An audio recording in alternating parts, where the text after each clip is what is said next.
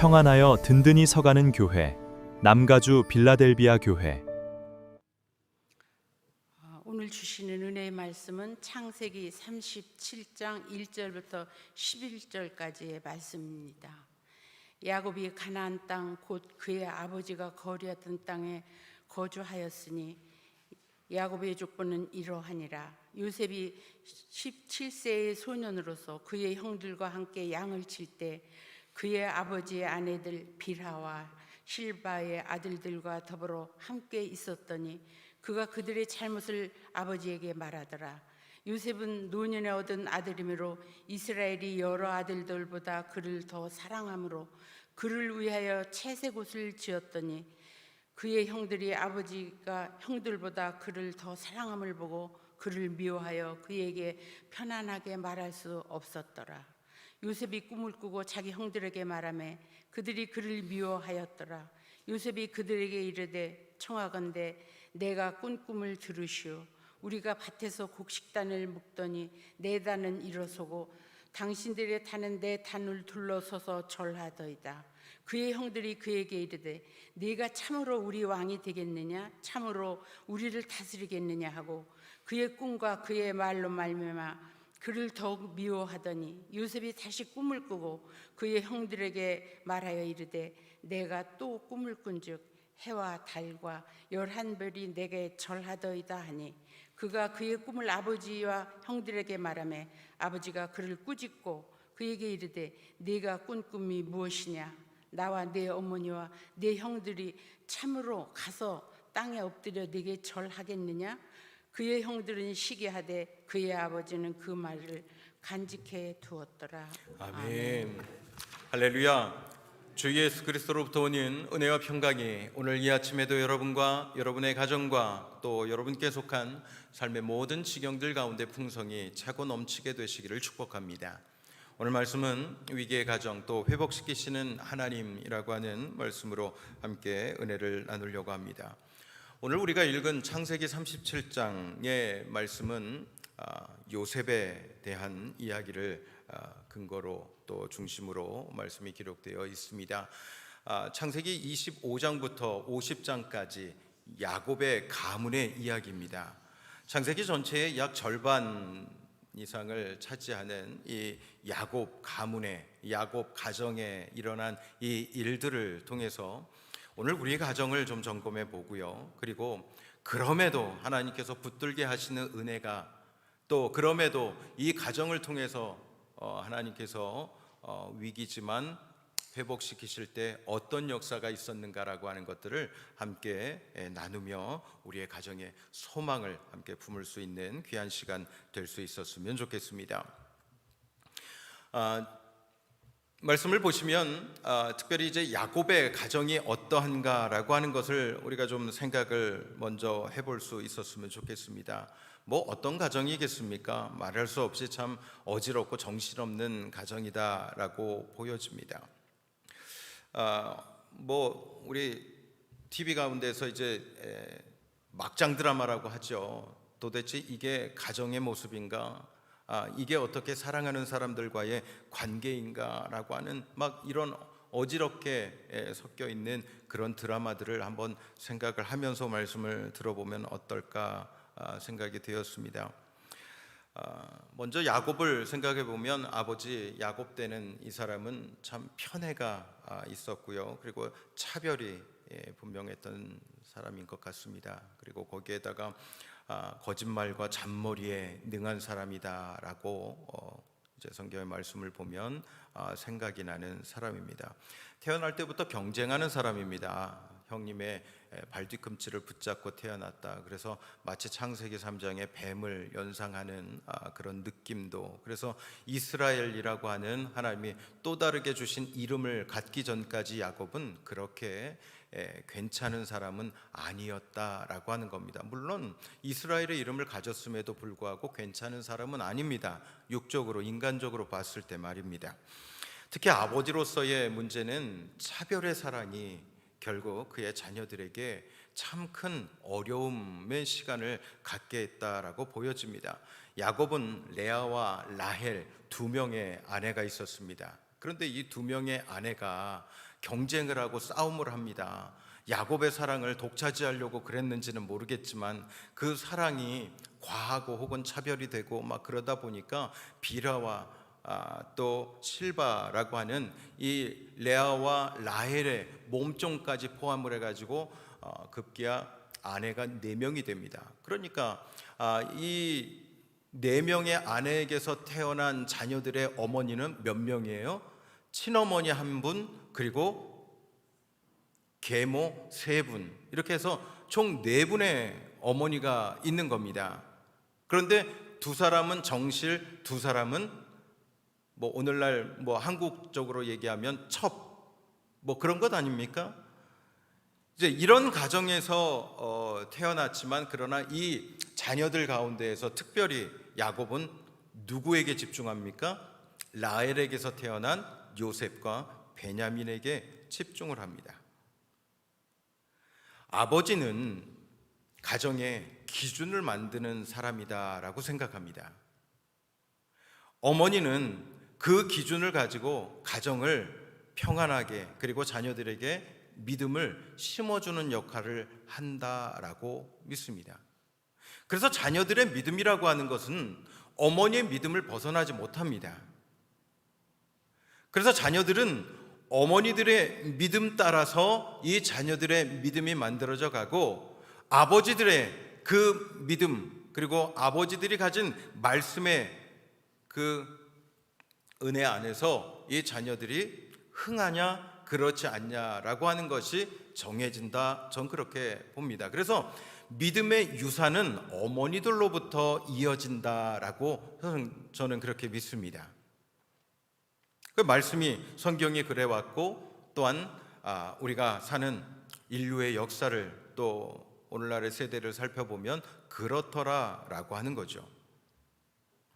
아버지는 기준을 만들어야 되는데, 그 기준이 있어야 되는데 자녀들에게 기준이 되어주지 않습니다. 그리고 아버지는 자녀들에게 축복하는 이가 되어야 합니다. 여러분, 야곱이 12명의 자녀들을 축복할 때 어떻게 축복했는지 아시죠?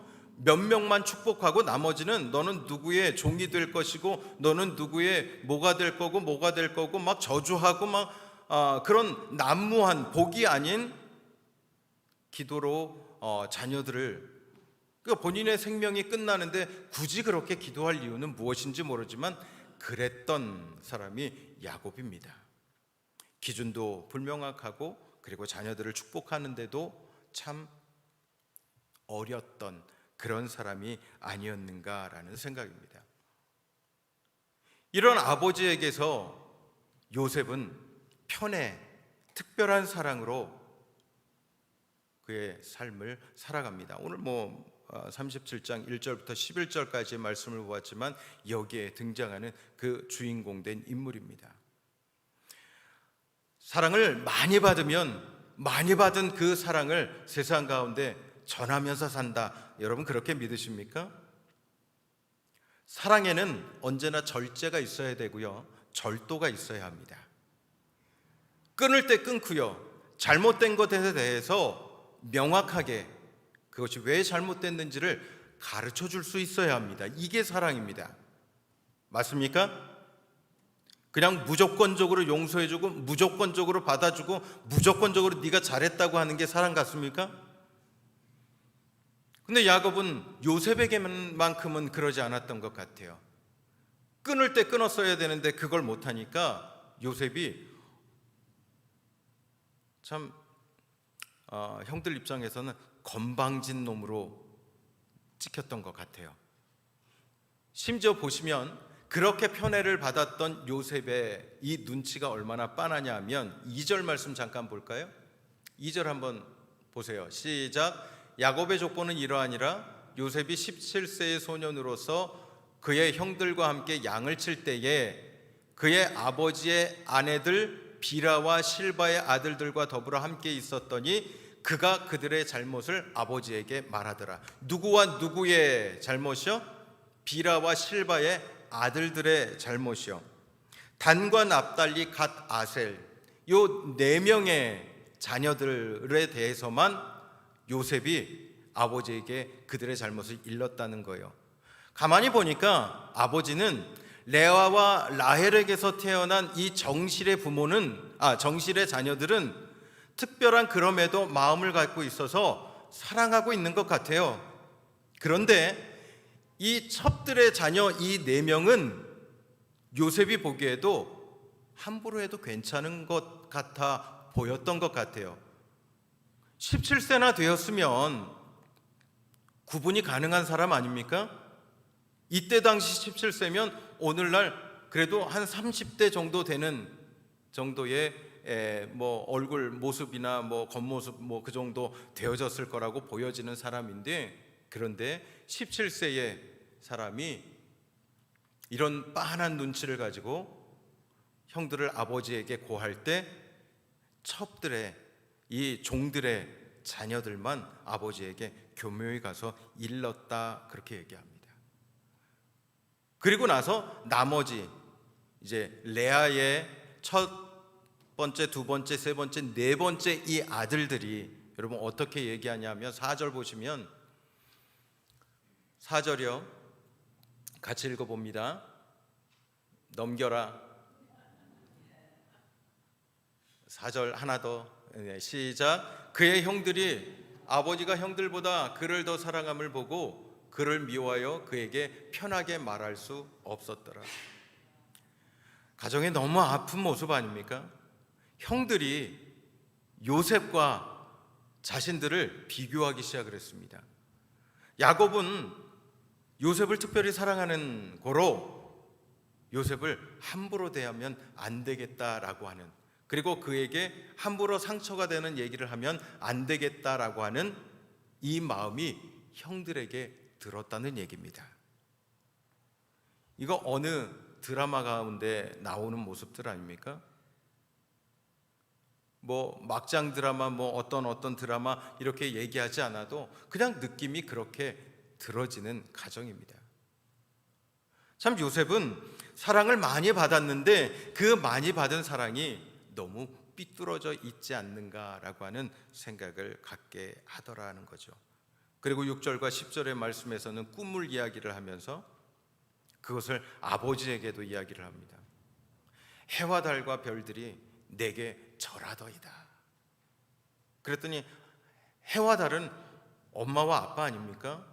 그 기가 막혀서 야곱이 조용히 안 해?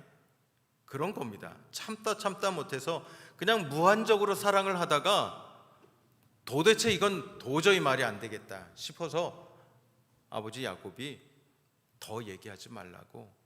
그러나 마지막 11절에 뭐라고 해요? 그 요셉이 한 말을 아버지 야곱은 마음에 두고 있었다라고 그렇게 이야기를 하고 이제 오늘 본문은 마무리가 됩니다. 형제들의 문제를 한번 보시면 이렇습니다. 자, 장남 레아의 큰아들, 첫 번째 아들이기도 하고 야곱의 장남입니다. 그러면 특별한 마음이 가지 않습니까? 르우벤이죠. 장자권을 가지고 있어야 되는데, 그런데 장자권이 르우벤에게 있었냐? 그러지 않습니다. 그러다 보니까 라헬이 죽었을 때 이 르우벤이 어떤 짓을 저지르냐면 라헬의 몸종 비라를 자기의 부인 삼으려고 동침을 합니다. 이 비슷한 사건들이 성경에 나오지 않습니까? 다윗의 아들 압살롬이 반란을 일으켜서 다윗을 궁에서 쫓아냈을 때 10명의 궁녀들과 함께 광란의 밤을 맞습니다. 아버지의 권력이 이제 내 권력이다라고 하는 것을 선언하는 겁니다. 그리고 또 아도니아라고 하는 아들이 이제 다윗이 죽었을 때 솔로몬에게 아비삭을 내게 달라고 합니다. 역시 마찬가지입니다. 자신이 왕이 될 수 없다라고 하는 것을 알고 이제 상황상 깨닫고 솔로몬이 왕이 된다라고 하는 것을 이제 알게 되면서 솔로몬에게 가서 그럼에도 내가 포기할 수 없는 이 마음이 있다. 그래서 다윗의 그 왕권에 일부인 이 아비삭을 내게 줘라. 그래서 내가 거기에서 위로를 받겠다 이렇게 얘기하지만 결국 이제 죽게 되죠. 그게 반역이기도 하고 잘못된 이야기다라고 하는 것 때문에 말입니다. 뭐 이런 사건이 이제 이 르우벤에게도 라헬의 몸종 빌하를 취하게 되면서 그런 뉘앙스의 사건을 만들게 되는 것을 보게 됩니다. 그리고 둘째 시몬, 셋째 레위는 어떻습니까? 디나 사건으로 디나를 세겜의 족장의 아들이 겁탈을 하지 않습니까? 그래가지고 전쟁을 안 하겠다, 뭐 우리가 문제를 일으키지 않겠다 그래놓고 이제 할례를 받으면 디나와 그럼에도 결혼을 시켜주겠다라고 거짓말을 하고 그 부족들이 다 할례를 받았을 때 이 두 아들이 종들을 데리고 가서 싹 한 족속을 멸절시키지 않습니까? 속이고 학살하는 이 일은 도대체 누구에게 배운 모습일까요? 레위는 항상 이 호전적인 인물로 성경에 기록되어지는 것을 보게 됩니다. 그리고 넷째는 유다죠. 유다는 어때요? 이방 여인과 결혼을 했습니다.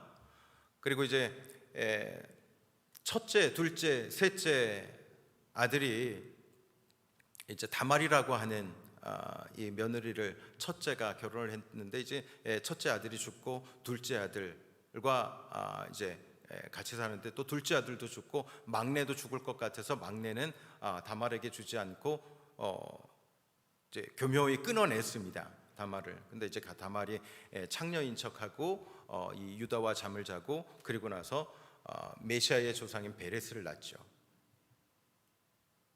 그래서 다윗의 가문, 그리고 그 다윗의 가문 이 가운데에서 예수님이 태어나신 이 예수님의 족보들을 인간적으로 살펴보면 여러분 너무도 정신없고 그리고 참 치졸하고 더럽다라고 생각되어질 정도로 무너진 가정이 아니었는가라고 하는 생각을 지울 수 없는 그런 모습이 이 가문 가운데 있었다라고 하는 겁니다. 그래서 결국에는 이제 열등감, 두려움이라고 하는 것들이 이 형들 가운데 이제 생기게 되었고, 그리고 이런 경쟁심을 가져야 살 수 있는 이 자녀들의 삶에 여러분 어떤 마음들이 듣고 그리고 그들은 어떤 계획을 가지고 살 수밖에 없었을까? 여러분 그들은 행복했을까요? 이 자녀들을 그래서 끼리끼리 레아의 자녀들 끼리끼리 모여 있고요. 그리고 이제 요셉과 베냐민은 제일 막내들이니까 힘 없지만 아버지의 사랑을 힘입어 말할 수 없이 교만하고 이제 좀 건방진 모습으로 드러나 있고, 그 중간에 낀 비라와 그리고 또 누구예요? 네, 어쨌든 그 몸종들의 자녀 이 아들들은 그 아들들대로 서러움을 가지고 이 시간들을 살아가고 있지 않았을까? 종국엔 이 열등감 덩어리 형들이 요셉을 꿰어서 구덩이에 던지고요, 이스마엘 상인들에게 팔아버립니다. 그리고 야곱에게는 염소의 피를 묻힌 채색 옷을 갖다가 주면서 죽은 것 같다, 들짐승들에게 찢겨서 죽은 것 같다, 아버지 이 일을 어쩌면 좋으냐, 그리고 거짓 눈물을 흘리는 그런 장면이 말씀이 기록된 것들을 보게 됩니다. 왜 성경에 이런 조잡하고 그리고 누가 보아도 눈살을 찌푸릴 만한 이런 우리 믿음의 조상들이라고 말하는 이 사람들의 기록을 이렇게 해놓고 있을까요? 오늘 현대를 살아가는 여러분과 저의 가정은 어떤가 말입니다. 우리의 가정은 괜찮습니까? 이 성경에 나오는 이 야곱 이 가문의 이야기들과 비교했을 때 그래도 조금 그래도 이것보다는 좀 낫지 않나? 그렇게 생각을 하고 계시는지는 모르겠지만, 그러나 우리에게도 언제나 여지는 있더라라고 하는 거죠. 잘못될 여지를 말씀을 드리는 겁니다. 유명한 목사님 아들이 교회의 안티가 되는 경우들을 요즘은 이제 유튜브들을 통해서도 알게 되고 보게 됩니다. 또 뭐 리고렌 목사님 같은 이제 미국의 큰 목회를 하셨다라고 하는 이 목사님의 아들이 부활절 새벽에 자살한 이야기 들어보셨죠? 그래서 이제 한동안 큰 이슈가 됐고, 리고렌 목사님도 이제 아들의 자살 사건으로 인해서 도대체 내가 하나님 앞에 무슨 말씀을 전하고 사람들에게 무슨 설교를 할까, 그래서 몇 년 동안 이제 설교를 못했던 그런 상황도 미국 가운데 있었다라고 하는 소식을 알고 있습니다. 또 어느 목사님은 이제 고백을 합니다. 딸아이가 이제 15살인데 아이를 가졌다라고 하는 이런 고백을 하면서 막 울면서 왜 그러냐고, 어떻게 해서 이런 일이 일어나게 되었냐고, 주님을 위해서 헌신했는데 왜 하나님 이런 일이 내 가정에서, 우리 가정에서 일어났습니까 하고 그렇게 슬퍼 우는 그런 목사님의 기도도 들었습니다.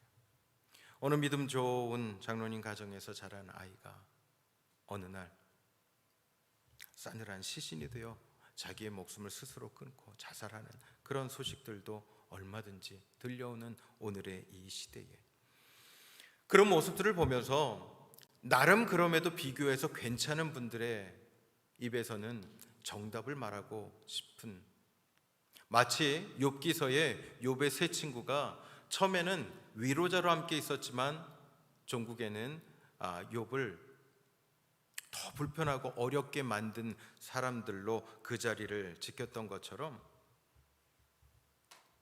아니 목사님 가정이 왜 그래? 장로님 가정이 왜 그래? 그리고 집에서 신앙교육을 제대로 못 시켰나? 그 자녀들을 위해서 기도하지 않으셨나? 뭐 이런 여러 가지 이야기들을 하게 되는 것들도 보게 됩니다. 사랑하는 성도 여러분, 인류 역사상 하나님께서 가장 완벽하게 지으셨던 에덴 동산에서도 죄가 일어났고요, 그곳에서도 불순종이 일어났고, 그리고 그 가운데서 하나님을 배신하고 변절하는 인간이 있게 됩니다. 아무리 최고의 교육과 신학 훈련을 해도요, 우리의 가정엔 이런 문제가 언제든 일어날 수 있는 개연성이 있습니다. 왜냐하면 인간은 죄성과 다 있기 때문에 그렇습니다. 인간의 죄성은 하나님과 직접 다 있습니다. 그래서 1대1로 이 문제가 해결되지 않으면요, 아무리 부모님들이 뜨거운 믿음, 온전한 믿음으로 바르게 서서 자녀들을 위해서 기도해도요, 그 자녀들은 죄의 열매를 맺을 수밖에 없습니다.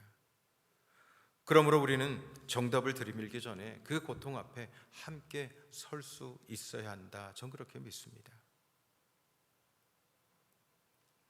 자, 그럼에도 불구하고 이 죄의 문제, 그리고 죄로 무너질 수밖에 없는 이 죄성을 가진 우리 자녀들의 이러한 타락하고 그리고 가정에 무너지는 이런 문제들을 그러면 어떻게 우리는 해결할 수 있을까? 창세기 전체의 말씀을 통해서 우리에게 제안해 주는 정답은 딱 하나, 예배입니다. 아브라함이 참 많은 실수를 했죠. 그런데 그럼에도 불구하고 하나님은 아브라함을 들어서신 이유는 그가 가는 곳마다 제단을 쌓았기 때문이라 믿습니다.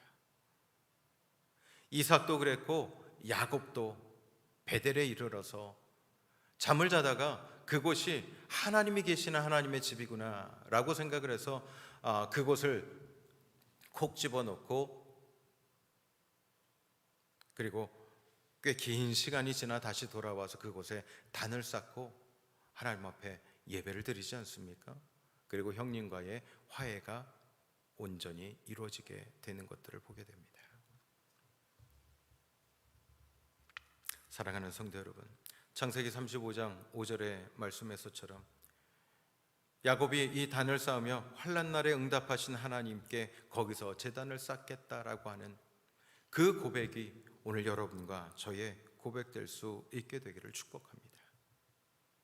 여러분, 예배가 생명입니다. 그럼에도 예배를 통해서만 하나님의 은혜가 주어지고요, 평강과 회복의 변화가 일어날 수 있다, 저는 그렇게 믿습니다. 여러분도 그렇게 믿으시면 아멘 하시길 바랍니다. 하나님 편에서 우리에게 주시는 것이 은혜라고 하면 우리가 하나님 앞에 드릴 수 있는 최고의 것은 예배다. 전 그렇게 믿습니다. 단순하게 생각하고 결단할 수 있는 여러분 되었으면 좋겠습니다. 예배 드리면 은혜 주십니다. 그리고 은혜 주시면 은혜 받은 자는 반드시 예배의 자리에 나오게 되어 있습니다. 그리고 예배 드리면 또 은혜를 주시고요, 또 은혜 받으면 하나님 앞에 예배를 드리는 이 선순환의 구조가 여러분 가정과 가문 가운데 온전히 일어나게 될 수 있었으면 좋겠습니다. 그래서 이 선순환의 구조 가운데에서 하나님께서 못 주실 것 없는 은혜가 날마다 채워지고 넉넉해져서 예배드리는 여러분의 가정에 날마다 생명의 열매가 맺어지고요, 그 생명의 열매가 여러분 가정에서뿐만 아니라 여러분 가정을 넘어 담을 넘어서요, 여러분을 알지 못하고 하나님을 알지 못하는 그 모든 사람들에게까지 그 거룩한 영향력이 미쳐져서 하나님의 나라가 여러분을 중심으로 거대해지는, 온전하게 세워지게 되는 하나님의 복을 누리는 여러분과 저가 될 수 있게 되기를 축복합니다. 예배는 하늘과 땅에 연결되는 통로라고 믿습니다. 그러므로 예배는 우리 가정을 살리고 하늘의 생명을 덧입는 가장 중요한 은혜의 수단이고 또한 우리의 사명 되어야 한다. 저는 그렇게 믿습니다. 요셉이 17세에 팔려가 22년 만에 형들을 만납니다. 하루아침에 일어난 일은 아닐 겁니다. 22년 동안 요셉은 순간순간 하나님 앞에 마음의 단을 쌓습니다. 순간순간 그럼에도 하나님을 욕하거나 저주하지 않는 믿음의 예배를 혼자 스스로 하나님 앞에 올려드리는 시간들을 살다가 마지막에 그의 삶 모든 것을 정리할 때 하나님은 내게 주신 모든 악도 선용하셨구나라고 하는 것을 고백함으로 그의 인생을 마무리하는 것들을 보게 됩니다. 세상은 가정을 살려보겠다고 별벌 수단과 방법을 다 하고 있습니다. 뭐 프로그램도 만들고 상담도 해야 된다고 그러고 그런데 다 실패합니다. 그럼에도 묵묵히 하나님 앞에 예배를 통해 하늘의 공유를 구하는 그러한 가정만이 오늘날 하나님께서 살려주시는 가정, 그리고 다시 회복시키시는 가정이 된다. 그렇게 믿습니다. 여러분도 그렇게 반드시 믿을 수 있었으면 좋겠습니다. 예수님 믿어야 천국 간다. 믿으십니까? 아멘이십니까? 예수님 이외에 다른 길을 주신 것 없다라고 하는 이 사실을 여러분 믿으십니까? 아멘이시죠? 그럼 제발 예수님을 믿어야만 천국 간다라고 하는 이것을 여러분 자녀들에게 분명하게 보여주세요. 이게 예배입니다. 난 그럼에도 예배 드린다. 난 그럼에도 예배 드린다. 나는 죽는 순간까지도 예배가 생명임을 알고 너희들을 위해서 기도하며 이 예배를 내 삶에서 끊지 않겠다. 여러분의 자녀들이 이거 봐야죠. 우리의 자녀들에게 가장 좋은 것을 물려주고 싶어 하는데 왜 이 믿음의 유산, 왜 이 생명되는 예수 그리스도의 이름을 왜 전해주지 못하고 여러분 그 자녀들이 그것을 잃어버리고 잊어버리고 살아가는 것을 아무렇지도 않게 내버려 두고 계십니까? 오늘날 젊은이들이 교회를 떠난 현실은 여러분 대부분은 부모님들의 실수고 잘못이라고 저는 믿습니다. 물론 교회의 잘못이 거기에 함께 포함되어 있다고 보죠. 예배를 생명으로 여기지 않았습니다. 드려도 되고 안 드려도 괜찮은 신앙의 옵션같이 자녀들에게 가르쳐주고 그렇게 보여줬던 모습은 혹시 내게는 없는지 여러분 돌아볼 수 있었으면 좋겠습니다. 시험 볼 때 잠깐 넌 교회 안 나가도 돼. 큰 중요한 일들이 있을 때 너는 그 일에 집중해. 엄마 아빠가 교회 가서 기도할게. 무슨 소리예요? 큰 일들이 있을 때 그 아이들이 와서 함께 기도해야죠. 새벽에 단을 쌓고 예배를 드리며 하나님 앞에 간절하게 온 가족이 같이 기도하고요, 그래서 하나님이 하셨다라고 하는 것들을 이 자녀들이 고백할 수 있도록 해줘야죠. 너 열심히 해. 너는 괜찮아. 예배 안 드려도 돼. 이게 무슨 말씀입니까? 가족 여행이 우선이 되고요. 가족이 캠프 가는 것이 우선이 된 오늘날의 가정에서 여러분 자녀들이 젊은이들이 무슨 신앙의 교육을 제대로 배우고 알고 깨달을 수 있겠습니까? 우리가 보여주질 않았는데요.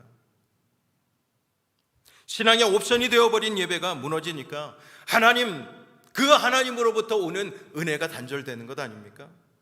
그러니까 지금 자녀들이 교회와 하나님을 떠나도 아무렇지도 않은 그런 세대가 점점점 우리에게 다가오면서 이제 우리 뭐라고 그래요? 이제 위기라고 얘기하죠. 근데 위기 아니라고 얘기하시는 저도 그렇게 얘기합니다. 위기 아닐 수 있다고. 오히려 하나님께서 옥석을 구분하시는 거라고. 그것도 믿음의 고백이지만 그러나 큰 폭으로 젊은이들이 자꾸 교회를 떠나는 것에 대해서는 여러분 우리의 실수와 잘못을 회개해야 합니다. 지금이라도 보여줘야 합니다. 죽을 것 같이 힘들어도 예배 드리는 모습 겸비하세요.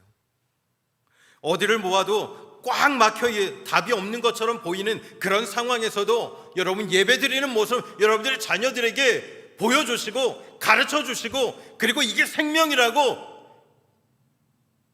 지금은 힘들어도 결국에는 잘 될 거라고 우리 자녀들에게 가르쳐 주세요. 그래야 가정이 살아요. 그래야 어머니 아버지도 살고요. 그래야 사랑하는 자녀들도 영원한 생명 가운데 함께 살 수 있습니다. 내가 주님을 믿습니다. 이것은요, 내가 주님을 예배하겠습니다 라고 하는 것과 같은 말입니다. 믿음이 있는데 예배를 안 드려요? 내가 예수를 믿는다고 하는데 예배를 떠나서 살아요? 전 이건 가짜라고 생각합니다. 그러지 마세요. 저 예수님 믿습니다 그러셨으면 전 예배를 생명으로 여기겠습니다라고 하는 고백과 같다라고 하는 것으로 여러분 여기시고요. 이제부터 여러분들이 먼저 예배의 생명을 거세요. 그리고 자녀들에게 그 예배 드리는 모습을 잘 보여주세요. 그러면 놀라운 역사가 반드시 그 가정 가운데 일어나게 될 것을 믿습니다. 생명이 일어나게 될 것을 믿어요. 이제부터 날마다 그러므로 가정이 살아나고 회복되고 부모와 자녀가 함께 최소 2대, 3대가 함께 예배드리는 그런 우리 남가주 빌라델비아 교회가 되기를 주님의 이름으로 간절히 축원합니다. 기도하겠습니다. 은혜로우신 아버지 하나님, 오늘 이 시간 말씀 앞에 저희 가정의 민낯을 봅니다.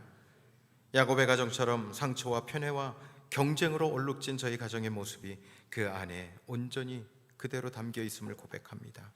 서로 미워하고 편안하게 말하지 못하고 저마다의 아픔과 슬픔을 품고 살아온 저와 저의 가정을 불쌍히 여겨 주시옵소서. 주님, 그러므로 이제 오늘 말씀 앞에 결단합니다. 프로그램이 아니라 주님을 의지하겠습니다. 정답을 내놓기 전에 먼저 주님 앞에 엎드려 기도하겠습니다. 무너지고 비틀거릴 때마다 아브라함처럼, 이삭처럼, 야곱처럼 하나님이 계신 자리를 찾아 나와 단을 쌓는 믿음으로 서겠습니다. 가정이 깨어진 분들에게 말씀하여 주소서. 부부가 하나 되지 못하는 가정, 자녀로 인하여 밤마다 눈물 흘리는 부모, 부모로 인하여 아직도 두려움을 안고 사는 자녀들에게 주님의 은혜와 회복을 부어 주시옵소서.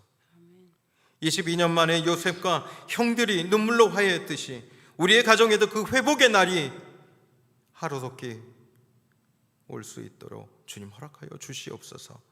그날이 오기까지 저희도 포기하지 않고 예배의 자리를 지키는 주님의 신실한 종들 되게 하여 주시옵소서.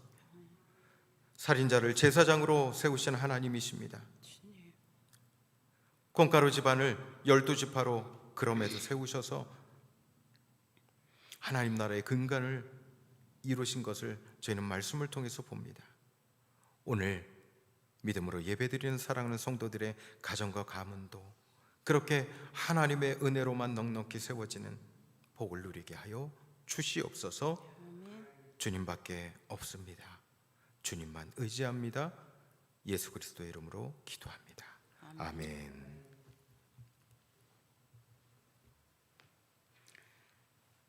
찬송가 560장 주신 말씀 결단하며 올려드리겠습니다.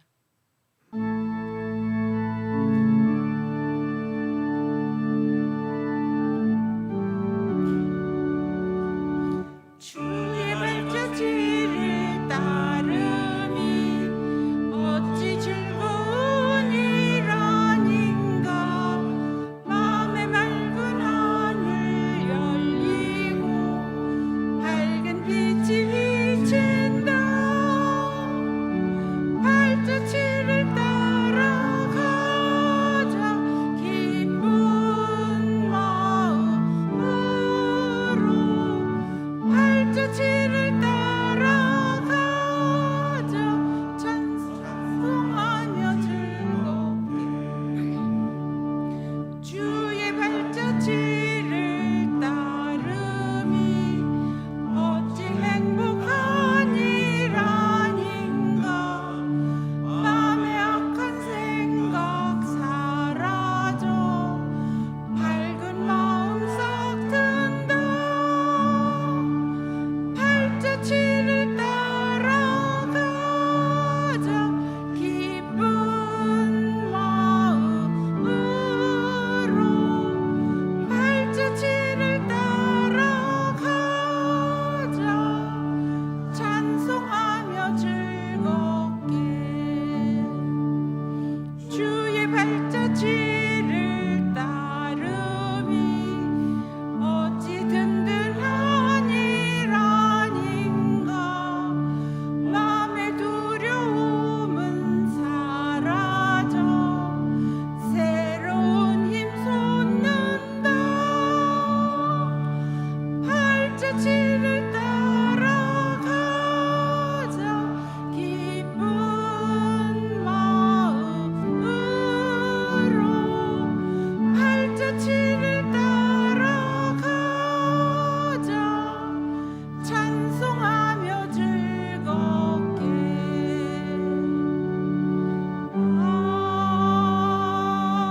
아멘. 다 같이 일어나셔서 633장을 찬송하며 하나님 앞에 거룩한 예배를 드리겠습니다.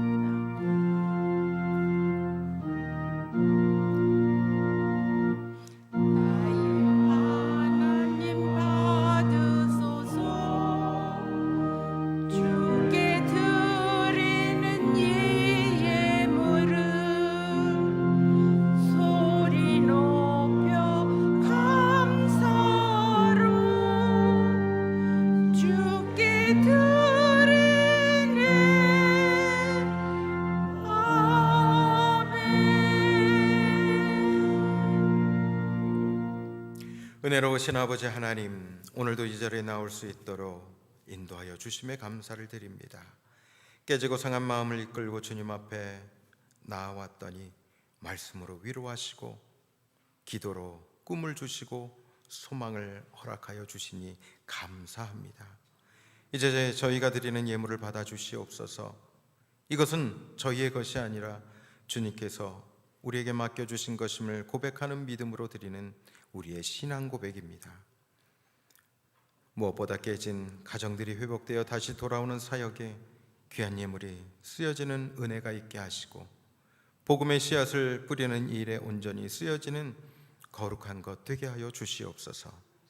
드리는 손길마다 축복하시고 분에 넘치게 더 올려드려도 부족함 없이 채우시는 하나님의 은혜와 복을 누리는 성도들의 삶이 되게 하여 주시옵소서. 혹 드리지 못한 손길들이 있다면 그 마음도 주님께서 아시오니 믿음에 따라 차고 넘치게 부어주셔서 이후로는 누구보다 더 풍성히 내어드리는 성도의 손길들 되도록 주님 축복하여 주시옵소서. 이 예물로 인해 한 영혼들이 주께 돌아오고 한 가정이 회복되어지는 역사가 일어나기를 소망합니다. 예수 그리스도의 이름으로 축복하며 기도드리옵나이다. 아멘.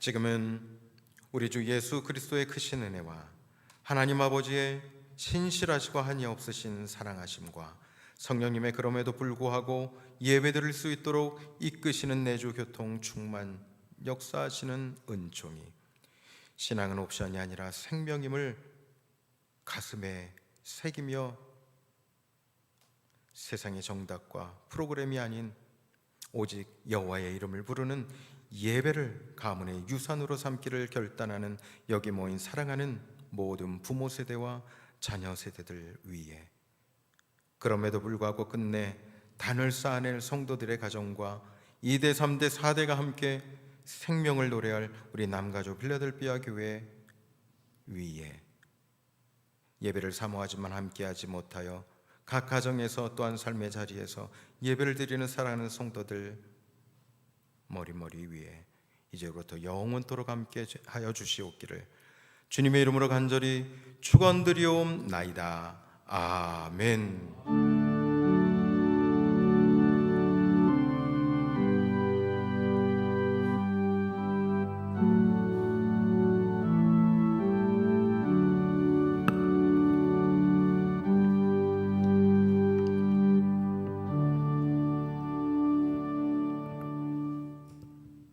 예배를 마쳤습니다. 좌우 앞뒤에 계신 분들과 인사 나누시면서 자리에 앉으시고요. 예배가 조금 길어졌습니다. 여러분 양해해 주시고요. 교회 소식 말씀드리도록 하겠습니다. 신약 성경 세번역 성경으로 계속해서 통독하고 있습니다. 그리고 통독 후에 매일 기도의 시간들 이제 권하고 있는데 여러분들 요 시간들 잘 여러분 삶에 인용을 해보시면 좋을 것 같습니다. 특별히 아침에 일찍 출근하시거나 뭐 이렇게 퇴근하시는 분들도 마찬가지지만 차 안에서 성경 틀어놓으시고요. 그러면서 이제 매일매일 말씀과 가까워지시는 여러분들 되었으면 좋겠습니다. 오늘 가정주일 예배를 드릴 수 있게 하신 하나님께 영광과 감사를 올려드립니다. 속회 모임 중 말씀과 은혜 나눔은 전주 주일 설교를 활용하시기를 바랍니다. 그런데 이제 그 전주 주일 설교 내용이 뭔지 잘 모르겠다 그러시면요, 우리 중보기도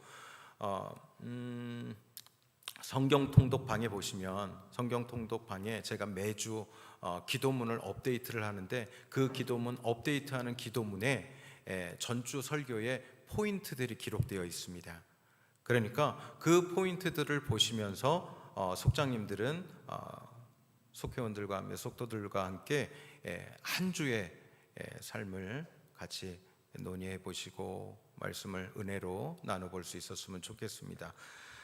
어제는 이제 사속이 처음 가정에서 모여서 사속은 예배를 드렸습니다. 그래서 앞으로 2주에 한 번씩 돌아가면서 이제 각 가정에서 예배를 드리기로 했는데 다른 속들도 이제 속장님들 또 인도자분들 잘 협의하셔서 어렵더라도 만약에 가정에서 하시는 것이 어려우시면 교회에 오셔서 예배를 드리셔도 괜찮습니다. 그리고 뭐 다른 제3의 장소에서 모이셔도 괜찮은데 될 수 있으면 한번 가정에서 모여 보시는 것도 굉장히 좋다라고 권해드립니다. 그리고 중보기도 모임이 계속해서 주일과 금요일 오전 9시 반에 있습니다. 금요일 9시 반, 이것은 3개월 한시적이라고 했습니다. 이제 5월이 갔으니까 2달 남았습니다. 2달 동안이라도 꼭 참석하셔서 함께 기도할 수 있었으면 좋겠고요. 토요 아침 기도회가 있고요. 그리고 물을 떠왔습니다. 물 빨리 가져가셔야 됩니다. 내일부터 날씨가 더워진다고 그럽니다. 햇볕도 강해지고요. 지난주는 좀 선선해서 괜찮았는데 물이 상하지 않도록 빨리 가져가시고요. 그리고 교회 학교 예배를 위해서 계속 기도해 주시고 오늘도 성경 공부 믿음의 길이 12시 20분에 있습니다. 모여서 함께 공부할 수 있도록 하고요. 다음 주는 친교부 주관으로 영화 상영을 합니다. 왕가 사는 남자 못 보신 분들이나 혹은 보셨어도 또 보시면 또 못 보던 것들을 볼 수 있다고 그럽니다. 그러니까 다음 주에 영화 상영한다라고 하는 거 기억하시고 늦게 간다 생각하고 준비하고 오세요. 그리고 담임 목사님 동정을 위해서 여러분 계속해서 8월 11일까지 이제 한국과 일본에 계시다가 돌아오실 것인데 여러분 위해서 기도해 주시길 바랍니다. 선교주와 선교사님들을 위한 중보의 기도도 여러분 계속해서 함께 해 주시길 바랍니다. 제가 오늘 마지막 주입니다. 이게 여기 이제 주보에 칸이 없어가지고 제가 못 넣은 것 같아요. 그 선교회 모임, 선교회별로 오늘은 모이셔서 중요한 의논들 논의하시고 그리고 제가 알아야 될 것들은 꼭 말씀해 주시기를 부탁드리겠습니다. 이상 교회 소식을 마칩니다. 우리 축복하겠습니다.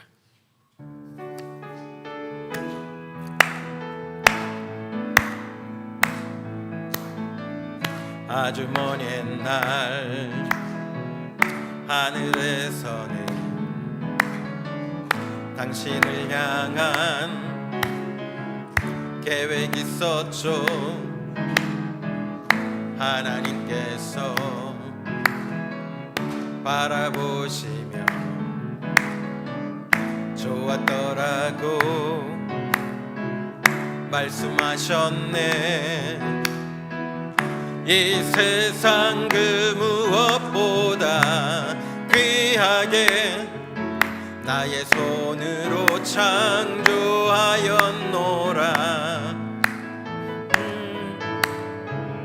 내가 너로 인하여 기뻐하노라. 내가 너를 사랑하노라. 사랑합니다. 축복합니다. 사랑해요.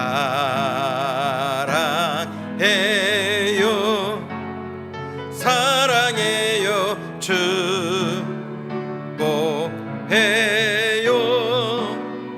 축복해요.